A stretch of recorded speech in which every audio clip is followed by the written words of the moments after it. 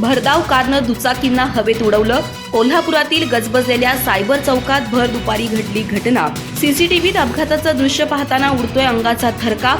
तिघांचा झालाय मृत्यू तर 5हून अधिक जण झालेत गंभीररित्या जखमी.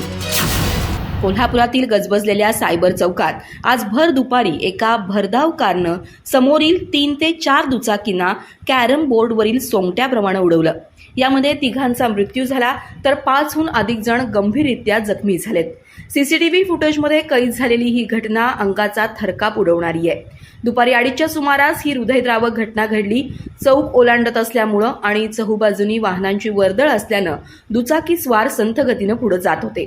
अशात एक अनियंत्रित कार भरधाव वेगानं मागून येत काही कळायच्या आतच 3 ते 4 दुचाकींना कॅरम बोर्डवरील सोंगट्यांप्रमाणे उडवते. दुचाकीवरील माणसं हवेत उडून विखरून पडताना दिसतात तर काही दुचाकींच्या बाजूने गेलेली भरधाव कार पाहून साक्षात काही इंचावरून मृत्यू पुढे गेल्याचं बघायला मिळतंय. कार चालकाचाही जाग्यावरच मृत्यू झालाय. वसंत चव्हाण असं त्या 72 वर्षीय कार चालकाचं नाव असल्याची माहिती मिळत असून त्यांना भोवळ आल्यानं कारवरील नियंत्रण सुटल्याचं पोलिसांचा प्राथमिक अंदाज आहे.